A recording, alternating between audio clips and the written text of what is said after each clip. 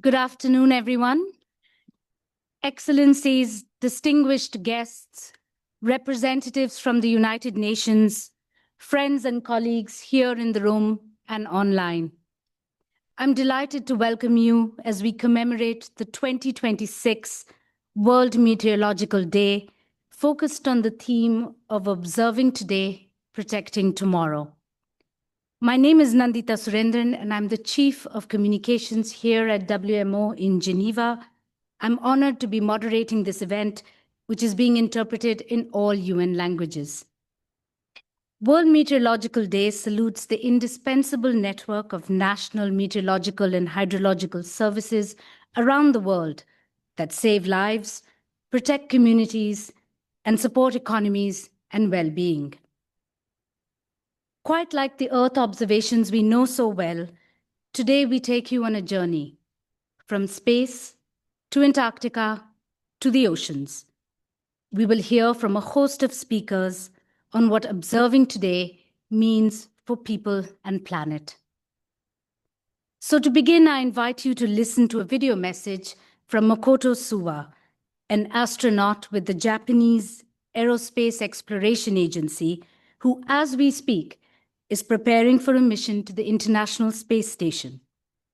We at WMO are incredibly proud that Makoto was a UN staff member at the start of his distinguished career.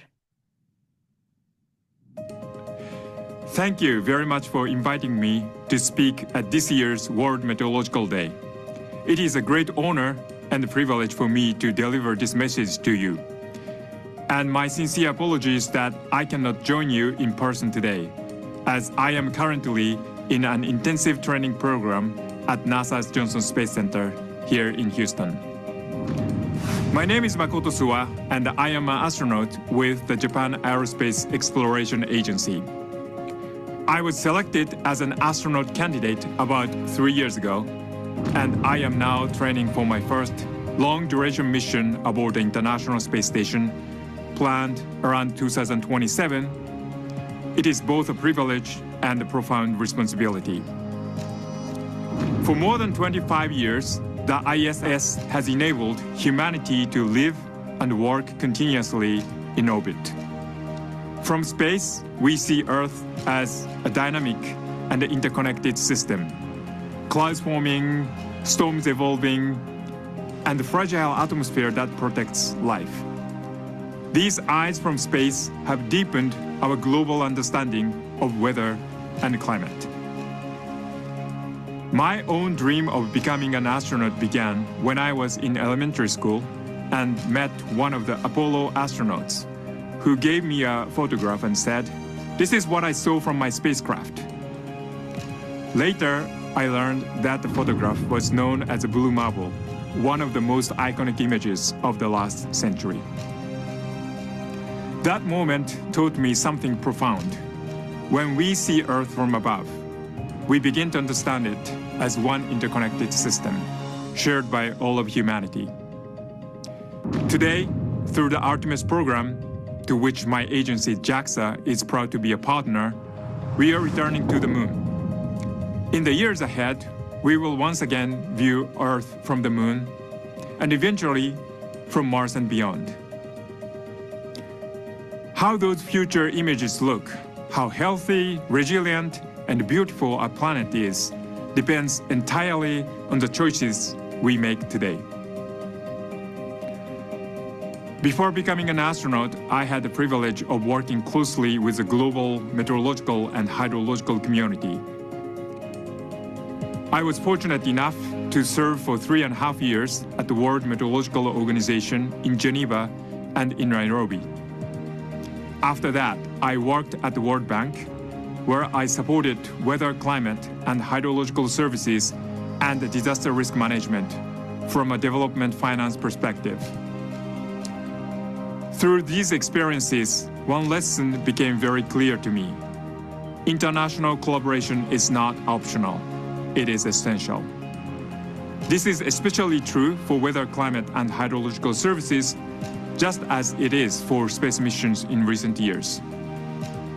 Weather systems do not respect national boundaries, and neither can our efforts to observe, understand, and protect our planet. It is through such cooperation that services such as early warning systems have saved countless lives. By closing gaps in the global observation system and by sharing data, science, and expertise across borders, we have strengthened preparedness and reduced disaster risks. This effort should continue, reinforced and expanded, so that every community can benefit from timely and reliable meteorological and hydrological services. The World Meteorological Organization has played a crucial role in enabling the global collaboration this effort requires. That is why WMO was established on this day in 1950. As I prepare for my long-duration mission aboard the International Space Station, I carry these lessons with me into orbit. From space, I hope to contribute through observation, science, and inspiration to the global efforts that all of you lead every day.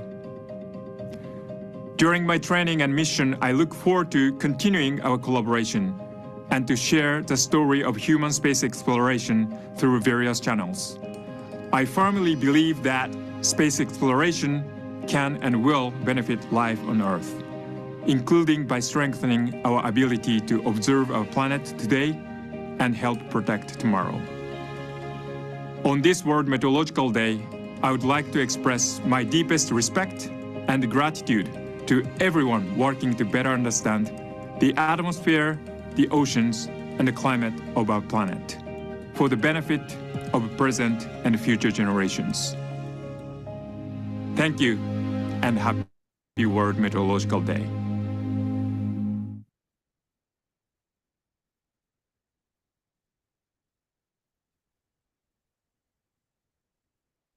So moving from one inspirational speaker to the next, I'm delighted to invite Celeste Saulo, the Secretary General of WMO, to share her unique journey. A journey that has taken her from the corridors of university academia to chasing storms across the world, to Antarctic observations, and finally, but certainly not least, to Geneva as the first woman to head a UN agency entrusted with this extraordinary global observing and monitoring system. Secretary General, over to you. Thank you very much, Nandita. Dear colleagues, excellencies, friends, good day to everyone. Happy World Met Day here and those that are online. It's my pleasure to have you all with us. It's very difficult to speak after an astronaut. I'll do my best to catch your attention with my experience and special story that fits into our theme today, observing today, protecting tomorrow. And I will start. Let's move this. Okay. No. I will go back.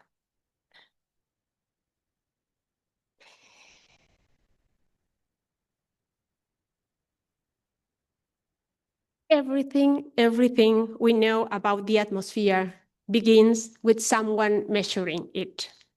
Not with a model, not with a satellite image, with an observation. A temperature taken, a balloon launched, rain measured in a remote place. That is where science begins.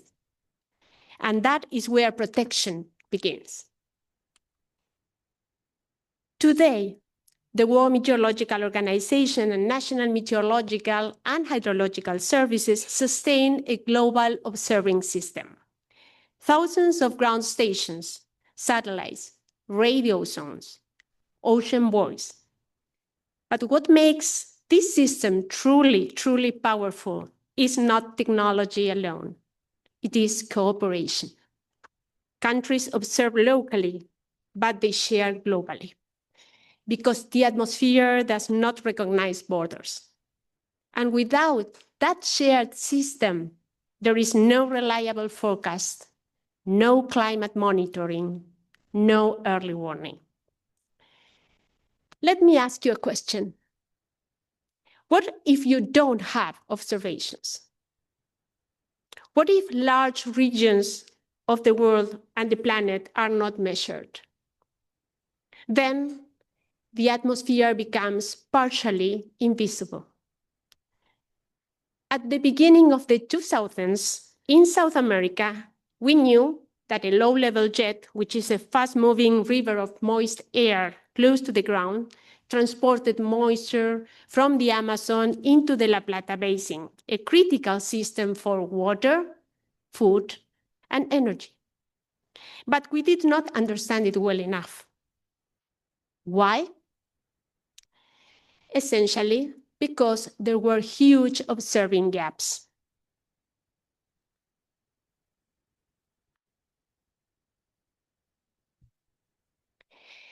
This is part of South America. The blue dots are the upper air network, the points where we launch radio zones. And you can see the blue dots covering much areas of Brazil, part in Peru, but there was nothing in Bolivia, Paraguay, and very few in northern Argentina. And that area was an observational gap. And because there were large observational gaps, models could not fully represent this low-level jet. Predictions were limited, and when forecasts are unreliable, planning becomes uncertain, and people are left more exposed. So, countries came together through international cooperation, through WMO, and together, Argentina, Brazil, Bolivia, Paraguay, Peru, Uruguay, Chile, and the United States, we designed a field experiment. The name of the field experiment was SALGEX. SALGEX was supported by the World Climate Research Program, one of the WMO core scientific programs, and it brought together the international research community, not as an isolated effort, but as a collective response to a shared problem. We needed to observe better, together, to understand better. And this is what SALGEX achieved.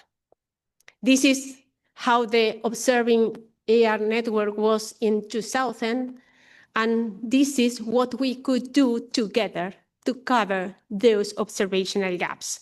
So more upper air observations to better understand how the atmosphere moves, and then also more rain gauges, all those dots are rain gauges, to measure how much of that moisture turns into rainfall in populated areas and directly impacting communities.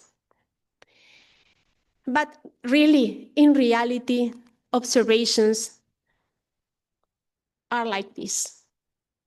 This is what observing really looks like.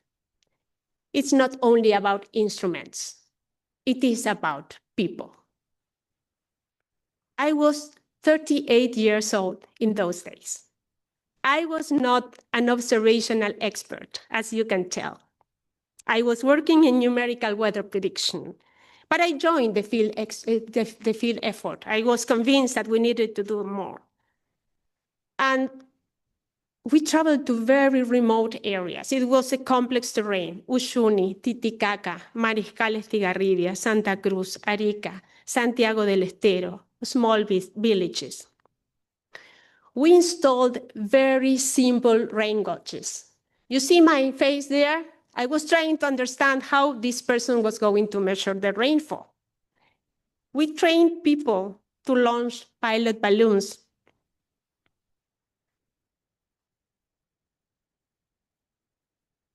We worked with radio zones. And we did not work alone. During this experiment, we worked with Met Services. This was a station at 3,800 meters above sea level in Peru.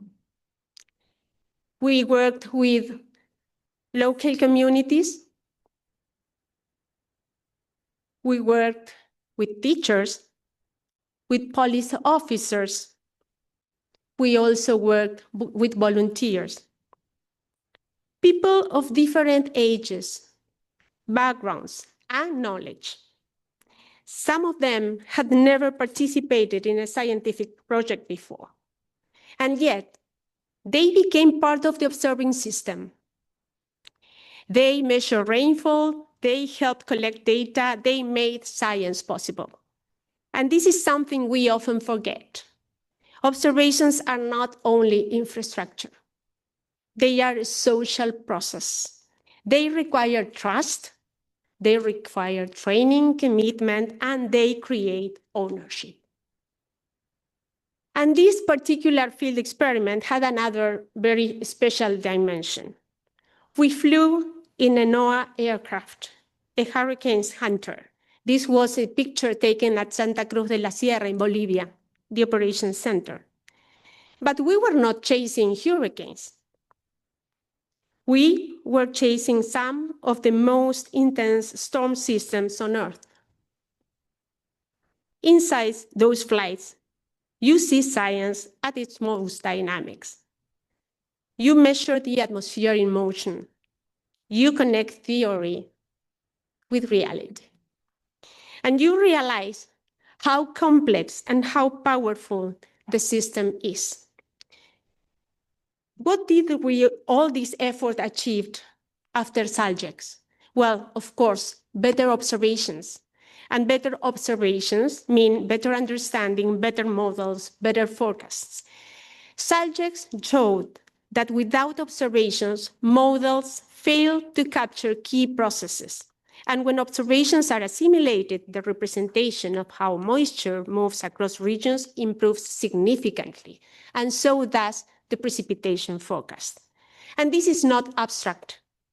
This is the difference between anticipating an extreme event or not. What we learned then is even more critical today. The challenges we face are not longer the same. The intensity and frequency of extreme events is increasing. Exposure is growing. And in many, many parts of the world, observing systems are still not sufficient. This creates unequal capacities to anticipate and respond. And that inequality has real consequences for people. At the same time, our capacity to observe is evolving. We now have new technologies, more integrated systems, and new ways of combining data, from satellites to surface networks, from advanced models to emerging approaches that connect science more directly with people. But as I said before, technology alone is not enough. We still depend on strong national meteorological and hydrological services, on sustained observations, on open data exchange, and on international cooperation. Because the system only works if it works everywhere. I have a personal reflection. In this image, you see two moments in my journey. On one side, a young scientist in the field, learning, contributing, working with others to understand the atmosphere. On the other, this year, more than 20 years later, standing with the community in Malawi, listening, engaging, and seeing firsthand the realities people face. The context, yes, the context is different, but the purpose is the same. What I learned then still defines what I believe today. Observations are the foundation of everything the WMO community does. And they only exist because people work together, across disciplines, across countries, across communities. Science advances through that shared effort. And it is that sustained commitment that allows us not only to understand the atmosphere, but to better serve our society. And this is why the World Met Day themes matter. Observing today, protecting tomorrow. Those observations we made more than 20 years ago are still part of the knowledge we use today. And what we do today, will shape the future generations can understand and protect. When a child participates in measuring rainfall, when a country maintains its observing network, when data are shared openly, we are not just doing science. We are building a common good, a global public good. So the message is very simple. First, invest in observations. Second, sustain them over time. Third, share the data. Fourth, work together. World Meteorological Day is not only about science, it is about people. The people who observe, the people who maintain the systems, the people who share the data. And above all, the people, the community we serve and strive to protect. These children in that picture are the same children that helped us to put some rain gauges in Peru. These children remind us why this work matters.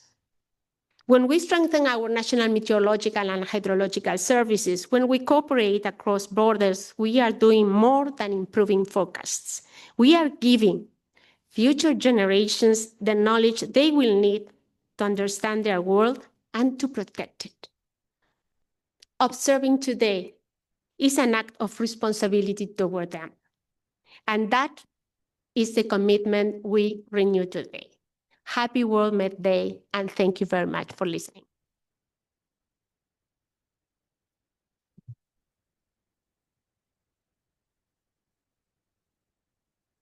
Thank you, Secretary General, for your inspiring presentation and for reminding us that World Meteorological Day is not only about the science, but it is about people every day, everywhere.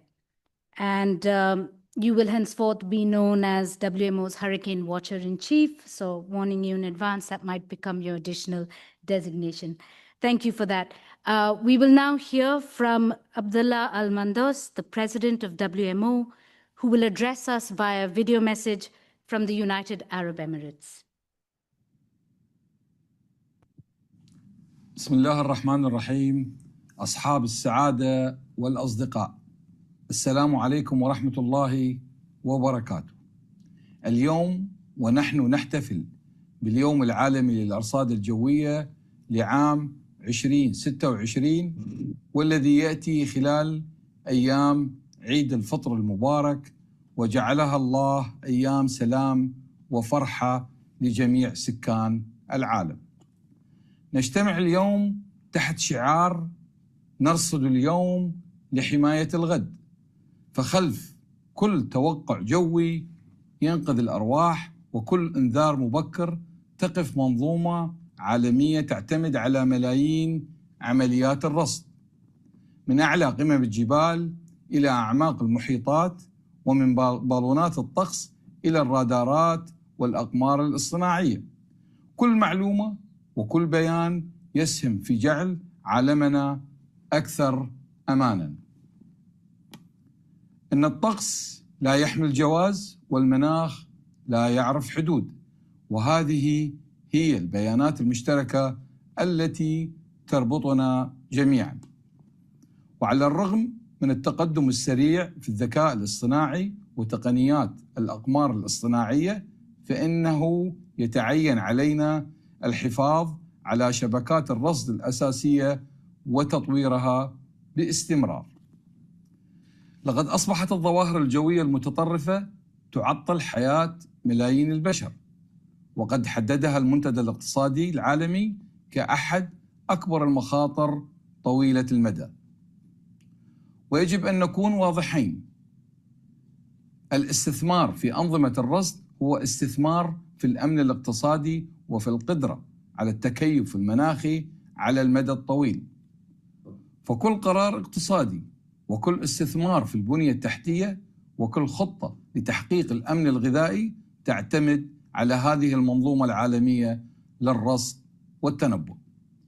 علينا سد الفجوات في الرصد من خلال مبادرات مثل مرفق تمويل الرصد المنهجي، بما يضمن أن تمتلك الهيئات الوطنية للأرصاد الجوية والهيدرولوجي المواد اللازمة لحماية مواطنيها.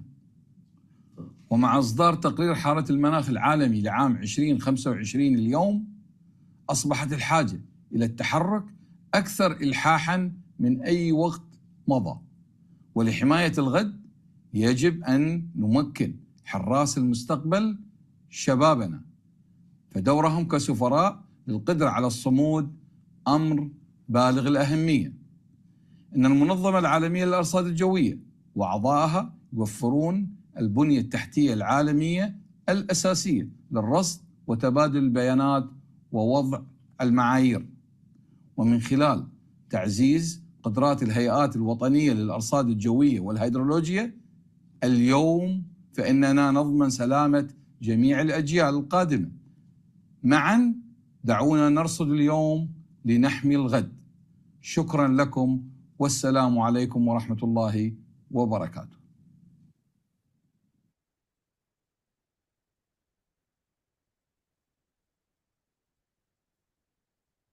Thank you, President Almandos.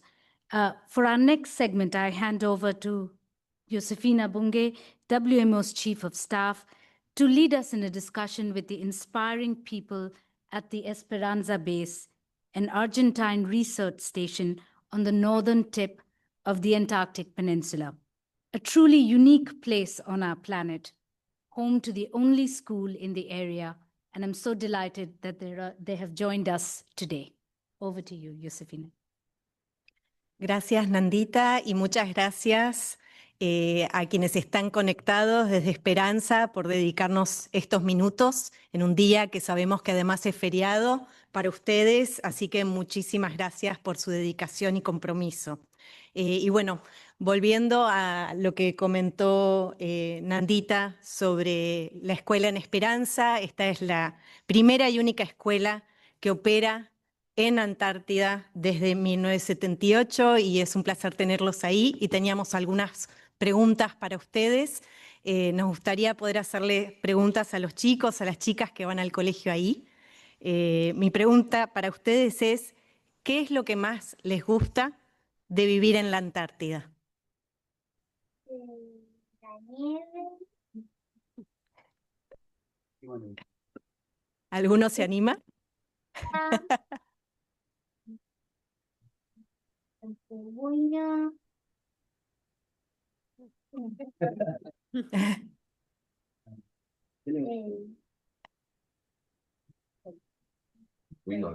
Paisaje, caifoca, los tortugas.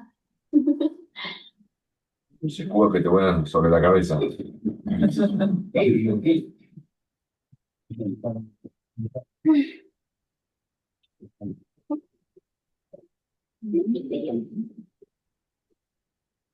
Bueno,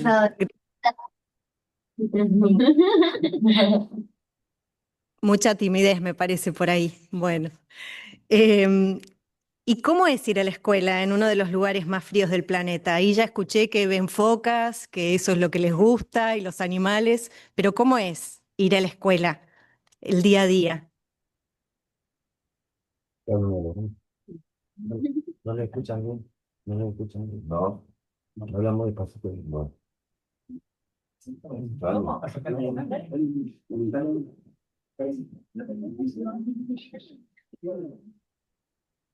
Están un poquito tímidos, hablan muy bajo. Sí. Lo que más les cuesta es levantarse a la mañana. Eso es el problema grande. Porque cuando sienten un poquito de viento o saben que está un poquito fresco, porque la gente acá de la estación meteorológica de la base a las 6 de la mañana ya nos avisa cómo están las condiciones meteorológicas. Ellos ya más o menos también especulan y prefieren seguir un poquito más en la cama. Pero bueno, eso es lo que cuesta. Creo que eso es a nivel global, pero bueno. ¿Y qué hacen para divertirse en su tiempo libre? A ver si alguno se anima, nos cuenta qué hacen en el tiempo libre. Venimos los fines de semana al cole para jugar en un castillo inflable que tenemos a veces. ¿Qué más? ¿Qué más? Y el recreo. Andar en rollers. Jugamos de patines, usamos toda la educación física. Pelota. Sí. Bueno, gracias chicos. ¿Algún otro comentario que quieran hacer? Si no, ya le hago preguntas a los observadores que espero no sean tan tímidos. Bueno, y acá mi pregunta para los observadores y las observadoras que están allá, ¿qué los motivó a elegir trabajar como observadores meteorológicos en la Antártida? Bueno, yo para mí siempre fue una curiosidad de mi época de secundario y cuando ingresé a la fuerza, entré justo en especialidad de meteorología y vi que era el canal o la posibilidad de venir a esta zona, porque era la especialidad que más gente traía. Y bueno, ya esta es mi cuarta vez, mi cuarta y última campaña, así que eh, una muy buena experiencia tuve, por eso seguí intentando venir. Excelente, bueno, gracias. Sí, por favor.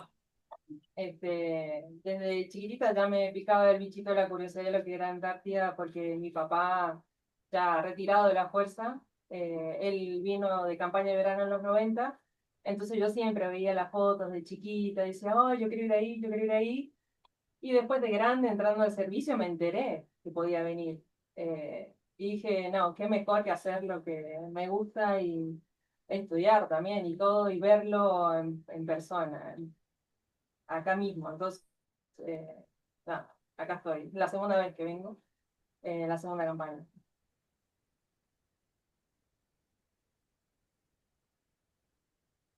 ¿Y qué tipo de fenómenos meteorológicos son más frecuentes en la Antártida?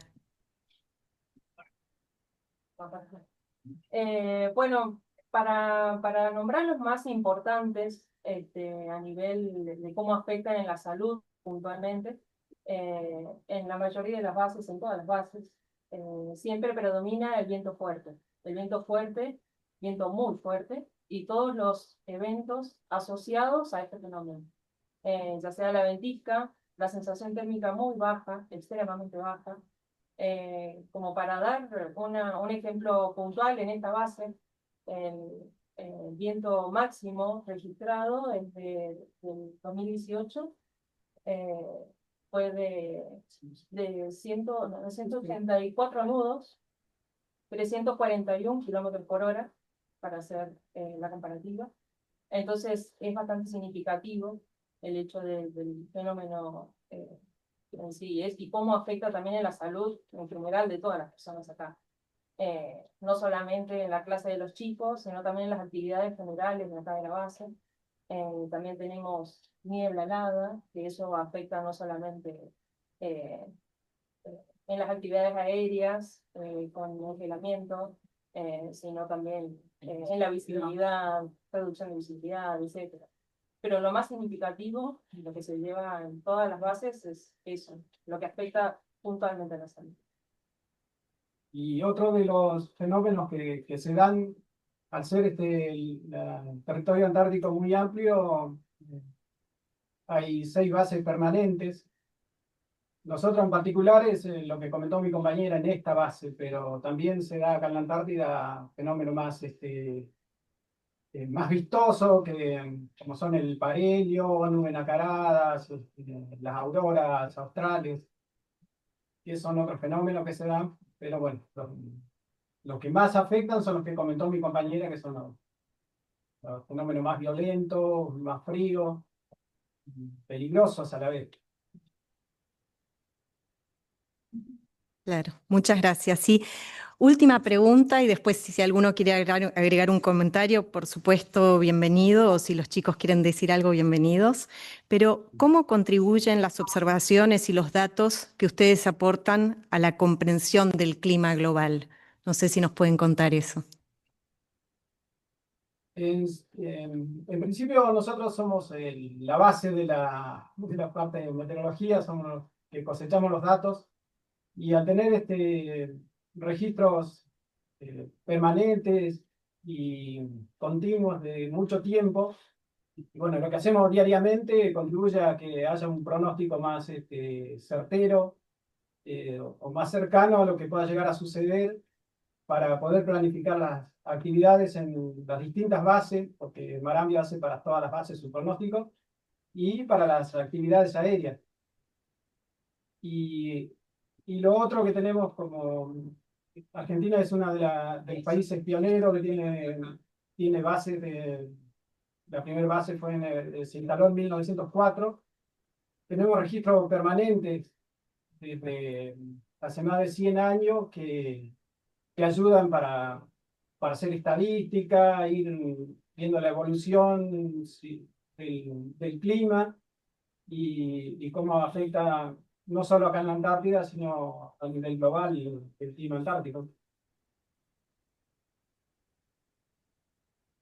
Bueno, muchísimas gracias. Gracias por habernos acompañado hoy en nuestra celebración del Día Meteorológico Mundial. Espero que no haya mucho viento hoy y que puedan disfrutar el día. Con esto, bueno, los saludamos desde Ginebra y les agradecemos muchísimo estar ahí, sobre todo en un día feriado para la Argentina. Muchas gracias. A ustedes.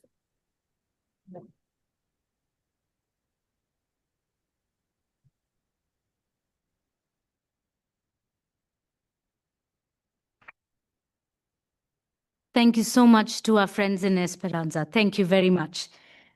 From observations in the polar region to observations in our oceans, I'm delighted to now link up with Alexia Barrier, the round-the-world ocean racer and advocate, and Martin Cramp, the Oceans Op Technical Coordinator at WMO. I understand they're both joining us from Brest in France. Thank you, Alexis. Thank you, Martin. It's great to see you both. Happy World Met Day. Happy World Met Day. Thank you. Okay, so Hi. Alexia, hi, Alexia. If I could turn to you, you've sailed around the world for about 25 years now. What motivates you to keep going?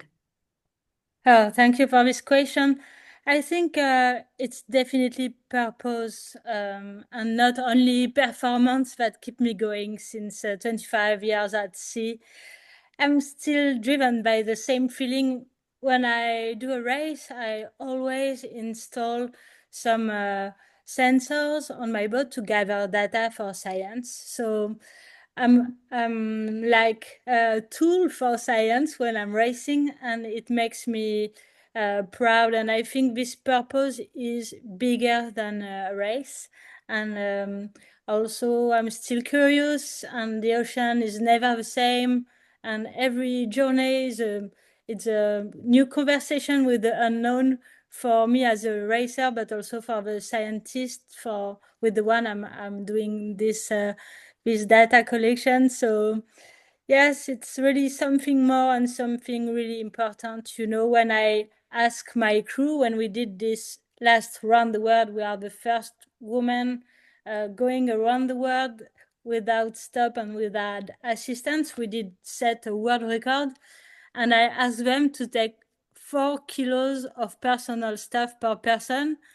And the next day I told them that I take 60 kilos of profiler and buoy for science. And they are looking at me like if I'm crazy. And finally they completely understand the purpose of what we are doing for the ocean. So it's really important for me to share this story and to listen to the scientists. And I think because what we protect, we must first understand. It's really important. And what we understand, we can love. So that's why I will carry on while I'm racing to gather data at sea and do this job with people like Martin, who are like explaining us why it's so important. Thanks, Alexia. You exemplify the power of what can happen when you bridge science and sport. And you've alluded to that a bit, but why is that so important? And I know you have this great clip that you want to show us today, so let us know, and maybe you can talk us through what's happening there. Yes, you can show the movie. maybe there is some sound with it, so I will talk after. Oh no, so yeah, this is the finish after 57 days around the world on a multi-hull. You can see that the main sail is broken. We had really a tough sea with the storm Ingrid. The waves were like 50 meters voilà, on a fait high. un tour du monde sur un maxi trimaran. J'arrive pas trop à réaliser, à vrai dire. On a vécu des choses incroyables, on a appris énormément. Et bah, on a terminé ce tour du monde, donc je suis trop fière en fait.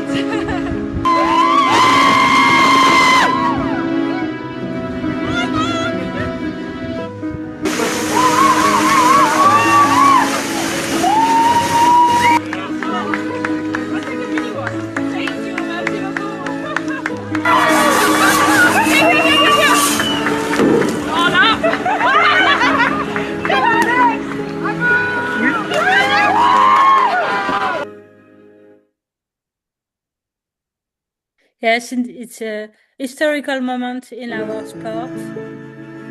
And you can see the celebration we had in Brest. It was only 2 months ago, and I can tell you I'm still tired from this trip around the world. And I can answer, I think science gives meaning to performance. And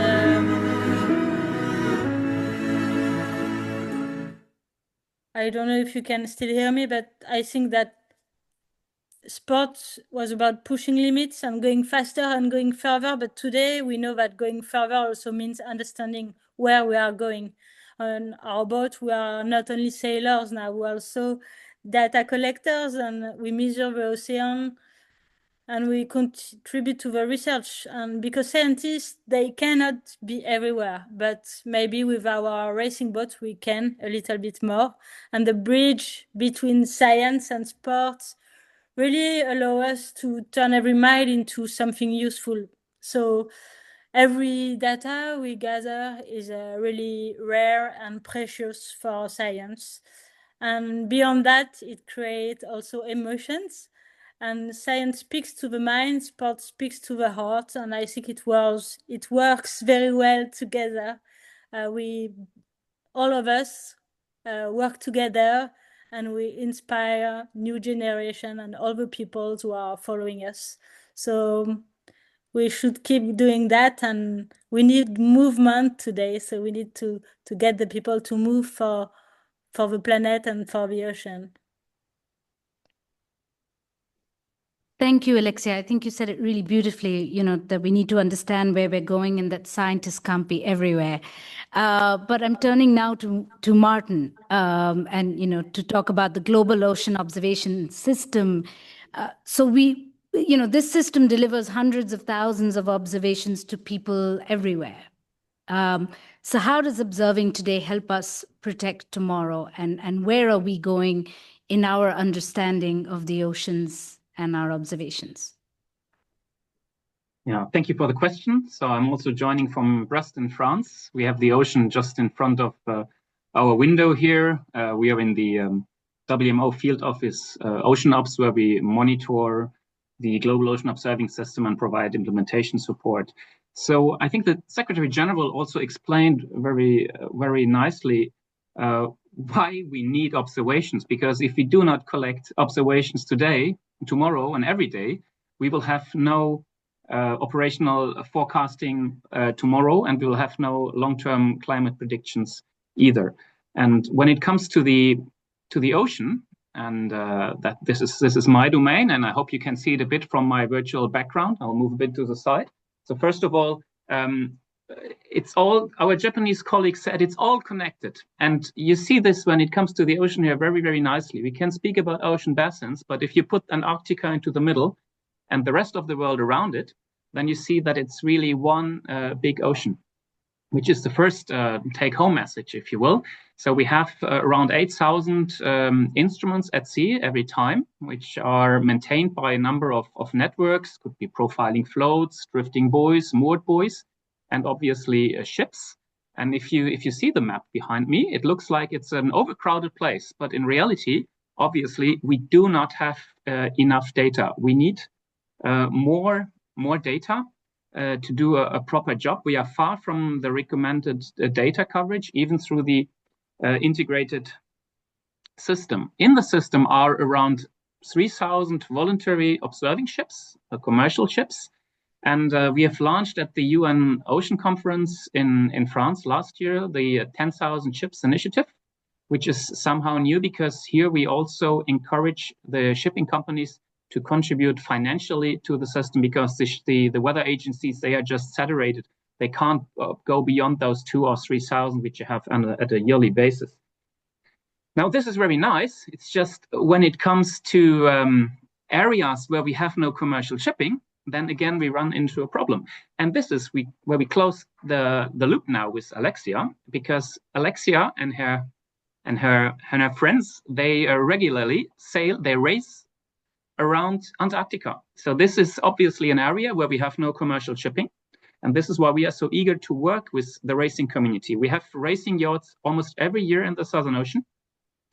Either they collect data on the fly with instruments which are installed on the ships, which was the case also with Alexia, or they deploy a drifting buoy or profiling floats. So even when the ship is home for a long time already, we still have those devices at sea until the next ship comes around and we'll see it again. And it's a fantastic cooperation between us and the racing community for 15 years. Alexia is one of the flagships, obviously. She has been helping us for quite some time. And it's also a win-win situation. I think the Southern Ocean sailors, they can see if they submit data or not, because it makes a significant difference in data coverage. Thanks, Martin. And if I could just ask, we have a question from our Zoom callers. We have a lot of people tuned in. Can you tell us a bit about the Adopt a Buoy program that you have and how that works, and how much do you take with you on a journey? Absolutely. And I will maybe also let Alexia speak to this again, because we try to use the science also to reach out to the broader public and to make educational programs with it. So when we have the opportunity, before someone like Alexia goes to sea, we take the instrument into a school and use the instrument to explain to the students or pupils, very young children sometimes, why this is so important. And you can use such a buoy for many things, for geography, for physics, for climate, and so on. And then they will sign the buoy, actually, and then the instrument goes to sea with someone like Alexia, and she will then make a really nice deployment ceremony. And this instrument will then be submitting data on behalf of a school, which is a fantastic opportunity. We have done that in many countries around the world. And Alexia, maybe you want to talk about your Vendée Globe experience, which is another round the world race where we did this. We were nicely masked because it was COVID time, but even in such difficult conditions, we were able to make such a nice school project. Alexia. Yes, thank you, Martin. Yes, education is also a big part of what we want to do to give purpose to our job as a skipper and navigator. And for me, the most interesting moment is when I go back to the schools that adopt a float after my round the world, and I get to go and see the kids and listen to all the questions they have about the ocean, about the sailing, and I can see that their eyes are far away on the horizon, and they really enjoy that. And for me, it's one of my favorite moments when I go back on land, is to have a chat with the kids about what we are doing together. Okay, thank you both so much. Thank you, Alexia. Thank you, Martin, for taking the time to join us today and for this conversation. I think the importance of advocacy and awareness and going to schools is so important, as you pointed out, and making the science more human in a sense, and people contributing. Thank you again for this chat. Thank you very much. Thank you.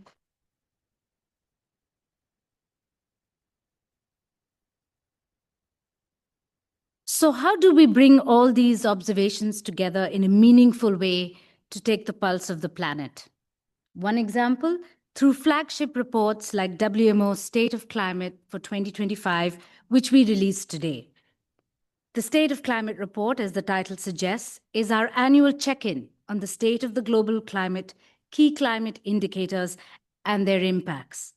This comprehensive report is produced in collaboration with National Meteorological and Hydrological Services, international data centers, climate research institutions, and of course, UN partners. The report seeks to inform decision-making and provide the voice of science on our changing climate. So let's hear now from the UN Secretary General, Antonio Guterres, for his statement on the state of climate in 2025.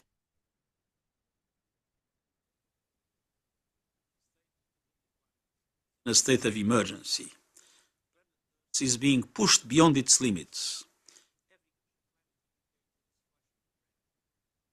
This is the clear message of the latest report from the World Meteorological Organization. The report confirms that the Earth's energy imbalance, the gap between heat absorbed and heat released, is the highest on record. Trapping heat faster. Greenhouse gases concentrations.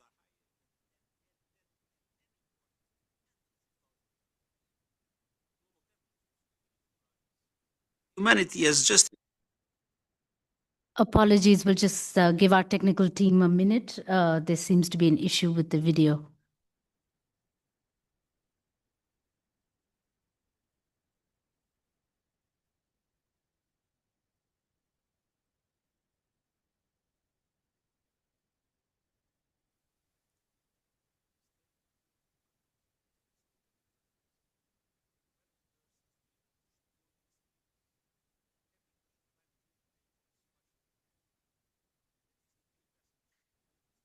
Okay, colleagues, if I could propose apologies, we'll come back to the video. And hopefully we'll be able to figure out what's going on here. But I'd like to invite Claire Ransom, the Associate Scientific Officer at WMO, who's also the coordinator of the report, to tell us a little bit more about the collaborative effort with members that makes a report like this possible. And importantly, how do we keep hope through some of the dire messaging that we see these days? Over to you, Claire. Thank you, Nandita, and good afternoon, everyone. Happy World Meteorological Day. My name is Claire Ransom, and I am an Associate Scientific Officer in the Science and Innovation Department, and as Nandita introduced, the coordinator of this year's Global State of the Climate report. And I was asked to introduce this report both as its coordinator, but also as a young person working in climate, and to provide a little bit of some reflections ahead of the findings that we'll hear from our SG later on. And for me, the launch of this report is both my favorite and least favorite time of year. Because as we sort of heard from the UNSG, and as you all might imagine, the state of the climate is not great. It's not good news, and it rarely is good news. And that's particularly hard, I think, for all of us to hear, but for younger generations especially, who are increasingly suffering with eco-anxiety and concern for our future. And the fact is, we all in this room already know the story. We've seen in our very backyard glaciers that are retreating. Many of you have seen floods in your hometowns like never before, droughts that you've never experienced, and extremes that are becoming less extreme and more normal. And I personally have had many moments where reading this report, there are certain lines that stick with me, because there are often times that we can know what's happening, but we don't necessarily feel it. And I've found myself really thinking about some of the lines like the irreversibility of ocean warming that we'll hear about. And not just seeing the indicator, but really thinking about what that will mean for ocean warming, what that will mean for marine life, for coral reefs, and all of the communities around the world that depend on healthy oceans.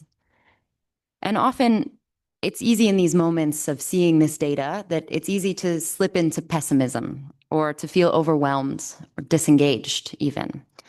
But I recently heard a quote that really stuck with me, and I hope will resonate with all of you ahead of the facts that we'll hear today, which is that pessimism is for lightweights.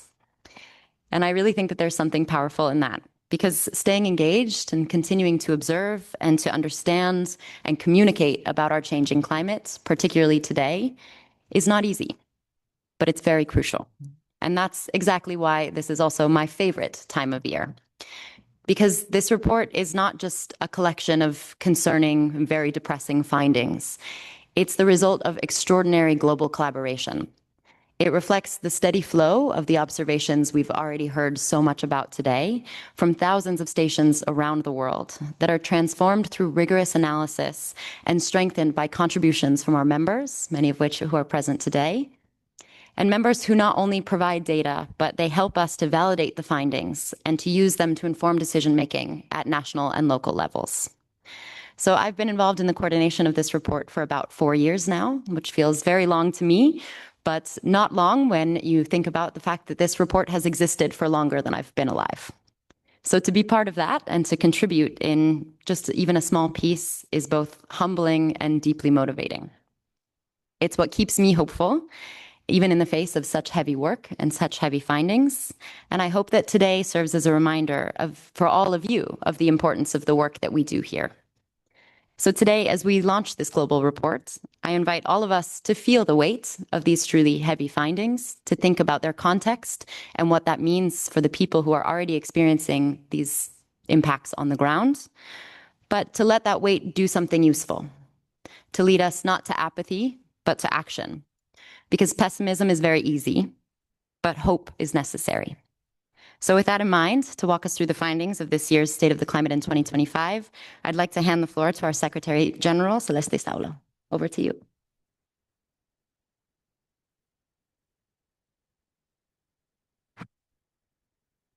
Thank you. Thank you very much, Claire, for your wonderful introduction. Certainly, as Claire already mentioned, there is no time to be pessimistic. We must be realistic and work. That's it. And with that, let's work based on the evidences we have at hand, thanks to our work, thanks to the work of many, many people around the world. And let's share the results of our State of the Global Climate Report. So with that, if you could upload the presentation, please. So as Claire mentioned, this is our flagship report, and it's a kind of taking the pulse of the planet. And it's for you to take note and to take action. In the first slide, next please, you will see one of the elements, greenhouse gas concentrations that reached record levels in 2024. This, in clear language, is greenhouse gases are increasing, regardless of what we do.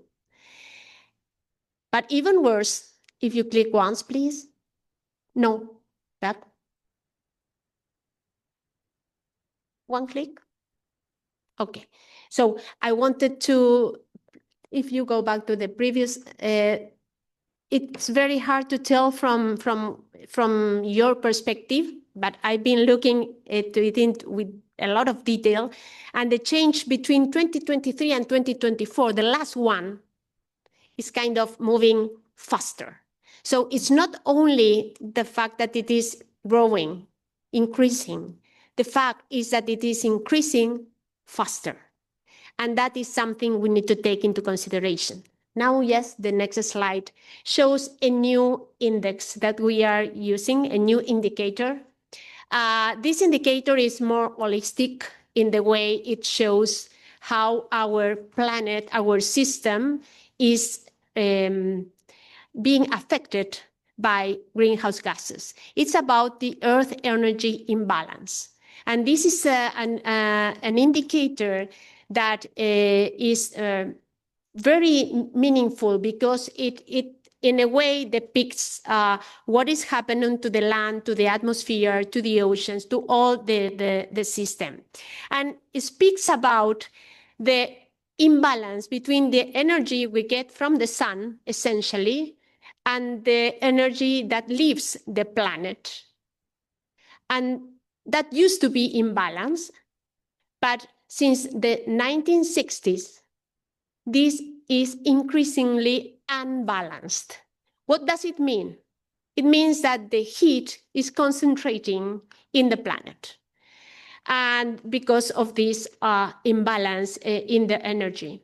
And this is not something that can be solved in weeks or months, even in years. But this imbalance is affecting more the ocean than the ice or the land or the atmosphere, because most of this energy is absorbed by oceans. And Claire mentioned that very clearly. If you go to the next slide, please. The oceans per se are important for many reasons, but currently they are kind of absorbing much of this extra energy that the system has, more than 90%. This is impactful for people, for ecosystems, for the economy, for everything. Over 3 billion people depend on marine and coastal resources for their livelihoods, and nearly 11% of the global population live on low-lying coasts, directly exposed to coastal hazards. Okay, so in the next slide, you will see that as a result of this heat absorbed by the oceans, the first layer of the oceans, first layer for the oceans is from almost the surface to 2,000 meters. It's having more ocean heat content, as it's shown in that diagram. But again, it's not only about the trend. You can see that the trend is positive. That is, the ocean heat content is increasing from the 60s to today. But if you click once, please. No. Okay, go back again. Thank you. If you pay attention to the growth rate of the first 40 years, from 60s to 20, you will see an increase that is an increase for sure, but not so abrupt. But if you look from the 2000 to today, the change is much more abrupt. So it means that it's really hitting 4 times faster in the last 3 decades that it used to be heated before. So these are alarming elements of the science that we need to take into consideration. As a result of this heat content, of course, the ocean is warming, and because it is warming, it is expanding. And because it is expanding, sea level rise is also increasing. And that is shown in the next figure. This is the long-term rate of sea level rise from 1993 to today. And you will see again a very clear positive trend. Of course, if you look into some details, you will find what we call natural variability.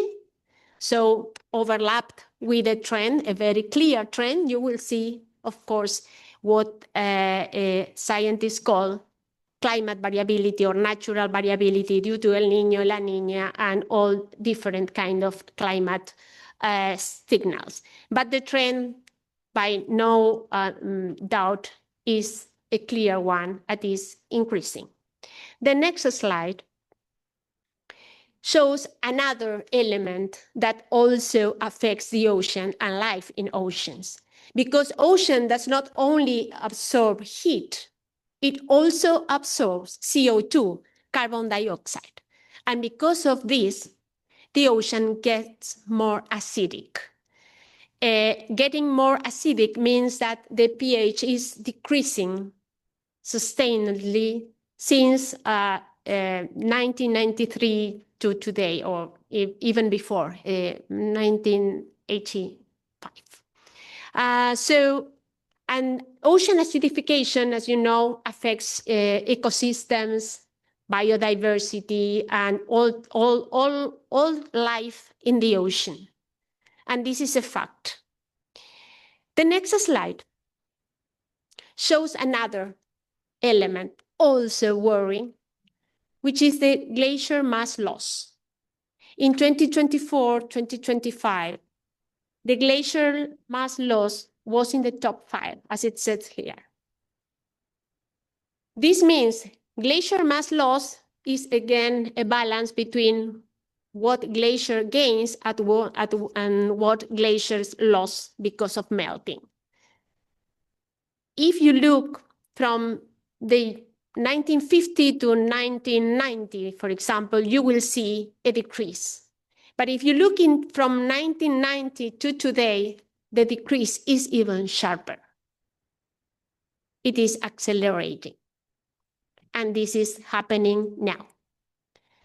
The next slide shows another element of the cryosphere, and it has to do with something that we have been discussing with our colleagues from Esperanza and also from the runners in the southern oceans. The top figure shows the annual Arctic sea ice extent, the extent of sea ice over the Arctic region.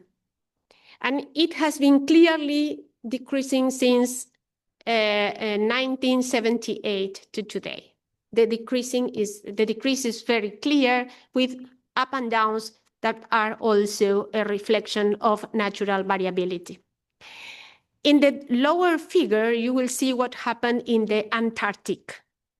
The behavior in the Antarctic was different.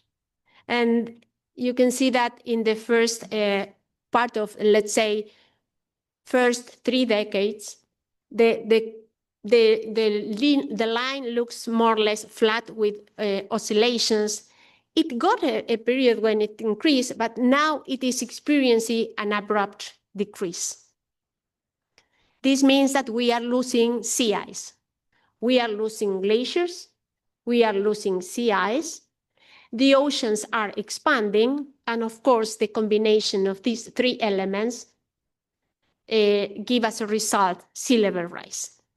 The next slide shows the classical figure that we use to indicate the global warming, and it is the temperature, the global mean temperature anomaly.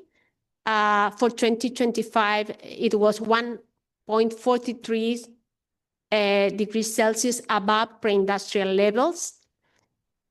And I also invite you to see the different behavior between the first part of the graph and the second part of the graph. This change is accelerating. This is moving faster. And as I mentioned before, the last 11 years were the warmest on record. And that is another fact that this figure shows. Global mean, this is a nice figure to show the global mean temperature anomaly in this case. But when we speak about precipitation, we usually cannot use a global average because the global average does not give us much information. The reason why of course, we can find many regional diversity in terms of how the world experiences the global warming. But the global mean temperature is a relatively good indicator, while the precipitation is not a good one. But we can show, as we are doing in the next slide, how it looks, the precipitation anomaly for 2025. It is patchy. That's why we don't provide a global average, because a global average probably would give almost no information. And here, if you see the brown colors, you will see areas that the precipitation regime was towards dry or very dry conditions, while if you see greens, it's towards wet or very wet. And in gray areas, it was around normal. So again, precipitation is also changing across the world, generating different impacts across the world. These are indicators, and Claire was mentioning that indicators sometimes do not reflect impacts, do not reflect the reality, but we do experience these indicators in our daily life. And the report of the global state of the climate shows an example. And if you click to the next slide, please, kind of a snapshot of the weather and climate events in 2025. But by no ways, there was no possibility to show all the extreme events affecting 2025. It's impossible. So here we are sharing with you a diversity of extreme events that unfortunately killed people, that were related with important economic losses. They go from floodings, droughts, wildfires, heat waves, and tropical cyclones everywhere. As I said, this is only a snapshot. But this snapshot, in a way, shows the value of what we do collectively in terms of providing early warning systems to prepare our people ahead disasters occur. So our responsibility is to decrease the number of people affected, the number of population that loses in their economy, and that's what we can do currently. So that is the message in terms of extreme events and their impacts. We can move forward, yes. We have many things to do. We can continue to improve our early warning systems, our monitoring, our climate monitoring. We need to work together to avoid the impacts of this changing atmosphere, changing climate, which is unbalanced, and unfortunately, it continues in the same direction. With that, I think we conclude this presentation. Thank you very much.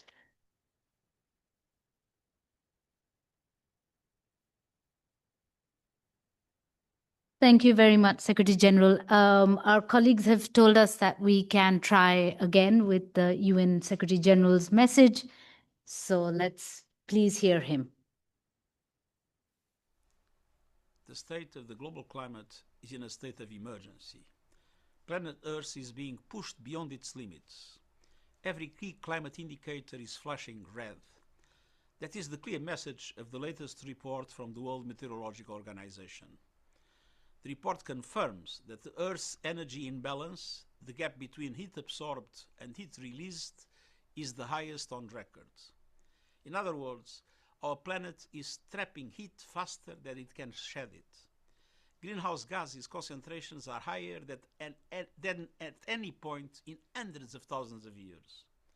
Global temperatures continue to rise, and humanity has just endured the 11 hottest years on record. When history repeats itself 11 times, it is no longer a coincidence. It's a call to act.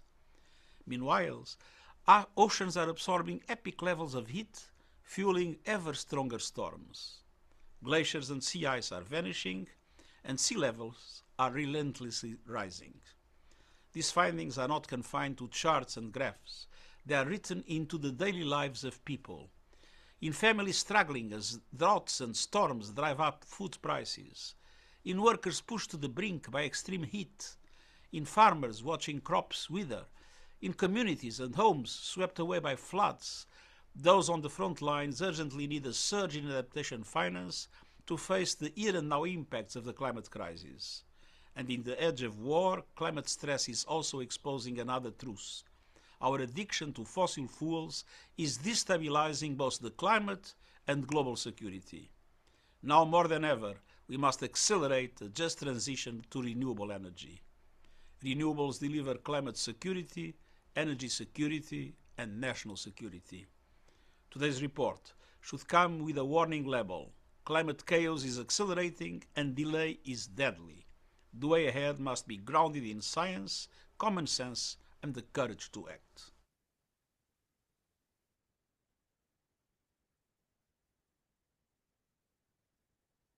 Thank you.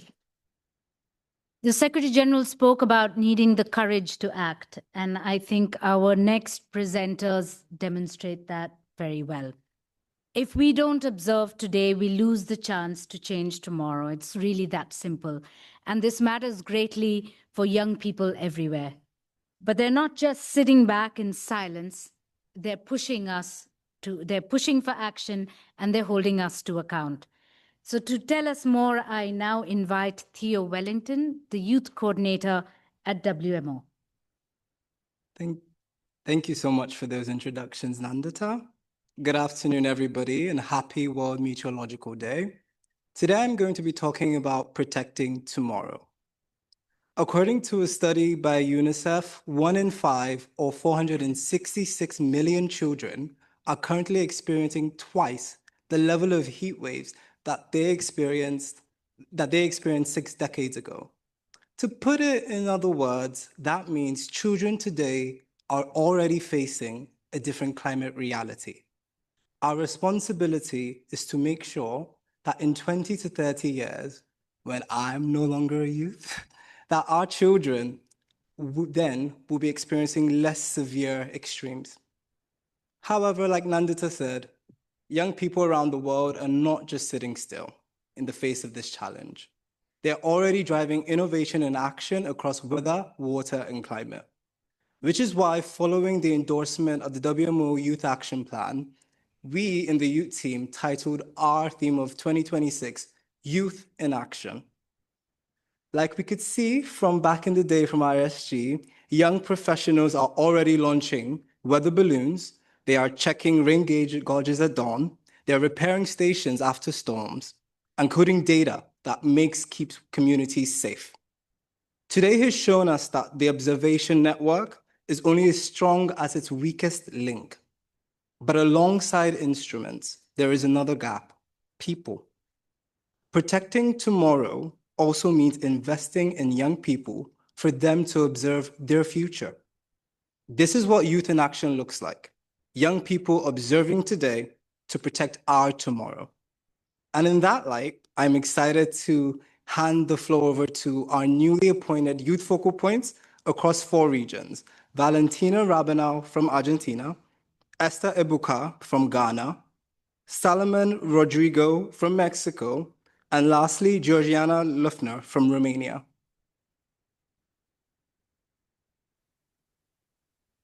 ¿Qué pasaría si las observaciones se detienen? Un sensor que se apaga parece un detalle, hasta que te das cuenta que, sin ese dato, toda la información empieza a perder sentido. Across the world, observations never stop. Today, youth are already contributing to the observations that protect our future. Behind every weather forecast is careful observation. We begin each day by observing the atmosphere, measuring parameters such as temperature, wind, and rainfall. This is done continuously during the day and at night because the weather does not sleep. These observations feed straight into our forecasting models, which helps us to understand what the atmosphere is doing now and what it might do next. Here at our med service, it's helping everyone to protect in case of an event, and our measurements are essential in the forecast tomorrow. Todo este trabajo puede parecer muy técnico, pero tiene un impacto muy directo. Ayuda a que los datos meteorológicos sean más rápidos, sean más precisos y estén disponibles para todo el mundo. Algo que muchas personas no ven es que detrás de la meteorología hay muchas disciplinas como la tecnología, programación, telecomunicaciones. Por eso pienso que las y los jóvenes deberían interesarse en las observaciones y en los datos, porque la meteorología está en cualquier lugar y forma parte de la vida de todos. Cuando la información fluye, podemos anticipar tormentas, olas de calor, temporales de viento y actuar a tiempo. Observar es entender, y entender es poder decidir mejor. A global observing network is only as strong as its people. Join the next generation of Youth in Action. Nominate your national youth focal point today.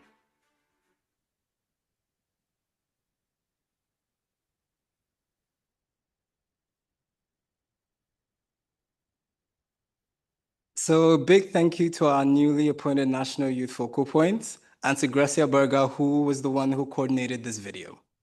To conclude, I'd like to echo the words of the National Focal Point and encourage our members to nominate a National Youth Focal Point.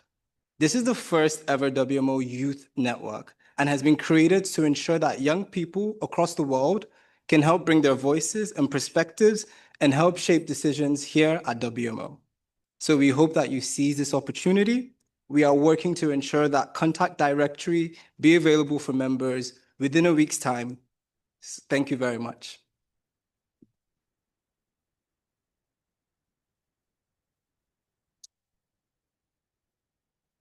Thank you so much, Theo. It's great to see the youth network grow from strength to strength every day, and we invite all our members to get involved. I'm now, with this, colleagues, and guests, we are done with today's commemoration. We do have time for a few questions. If there is anyone that would like to ask questions of our panelists or some of our speakers that are online, please go ahead.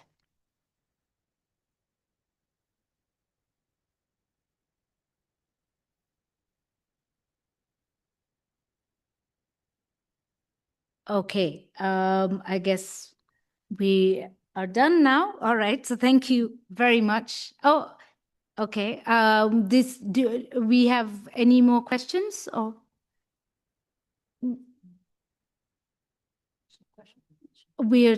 sorry, there's a question from the former Secretary General over there. I'm sorry, ma'am, we're taking questions. Yeah.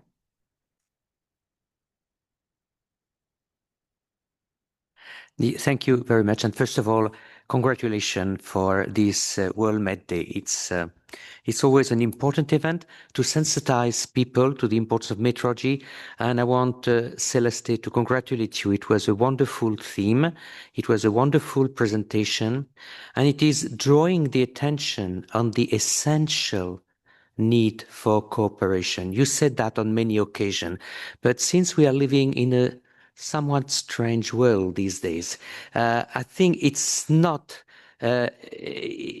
important to reiterate the fact that no country, not even the biggest one, can do anything without this cooperation and can do anything without the observation.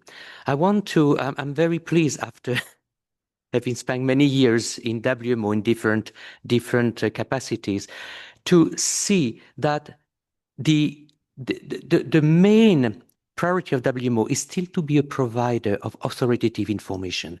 You cannot make decisions without being able to trust the information. Unfortunately, and I still, after presentations such as yours, I still don't understand how some people can deny climate change. I still don't understand that in view of the evidence, which is getting stronger and stronger. And something which you only implicitly mentioned, but I would like to explicitly mention it, is that many of the extreme events that you have mentioned in your last slide, actually now we can scientifically prove that they would have been very unlikely without climate change. So it's not only seeing these extreme events, but we have a duty, because we know we have a duty to act. Ignorance cannot be used as an excuse to do nothing. We are not ignorant. Thanks to WMO and to all the networks of the med services around the globe, we know about it. We know the consequences of inaction. And therefore, congratulations, WMO. Congratulations to you and your team and to all your staff for that. Thank you. Thank you for that question. I now turn to the Secretary General in case she would like to respond. Okay, thank you very much. For me, it's an honor to be leading this organization with such an important past, present, and future. We all have a collective responsibility. We heard many important statements from those that were participating today. I took notes of some of them. One person in Esperanza, he mentioned that he was harvesting the data. That was incredible. The woman in the oceans, she spoke about purpose, about curiosity.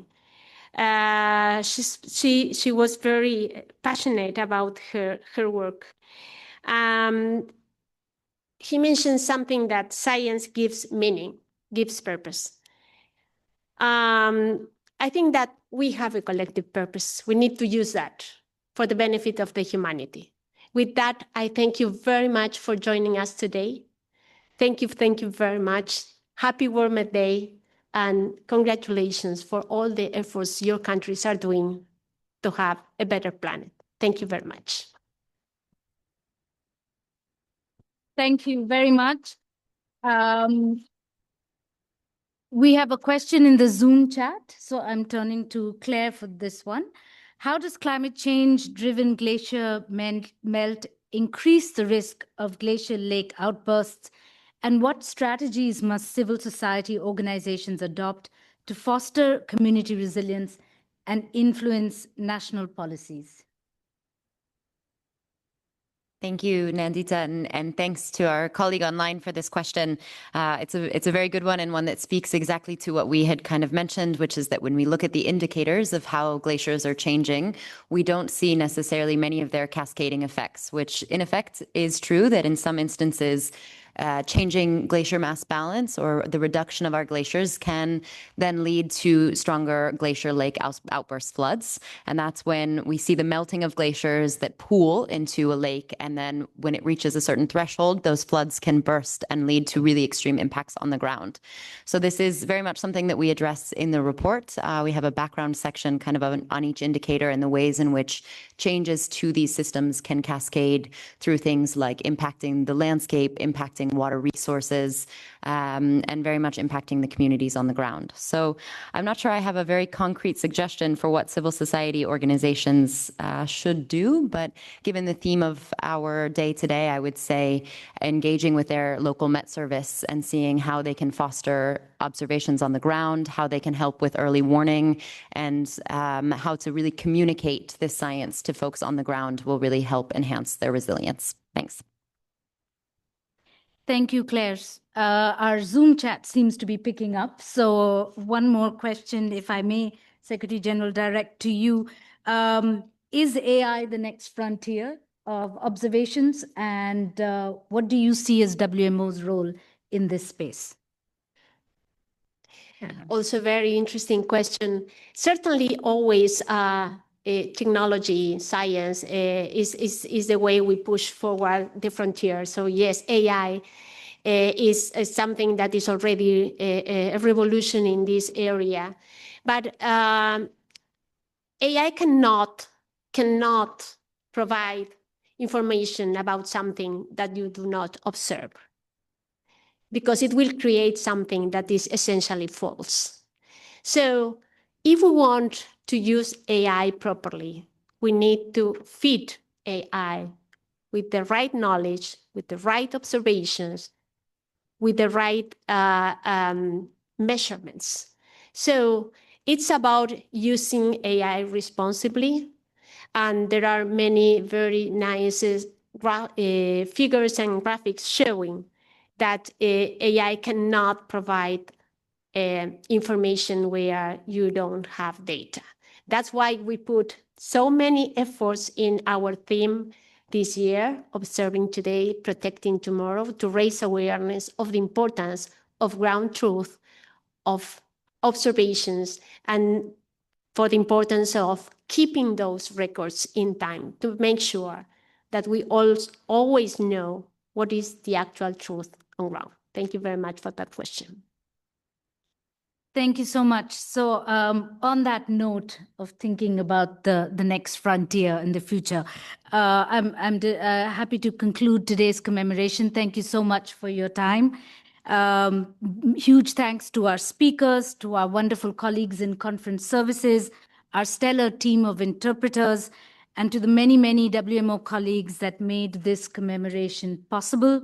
I'm delighted to invite you all now to a reception upstairs that's hosted by the WMO Staff Association.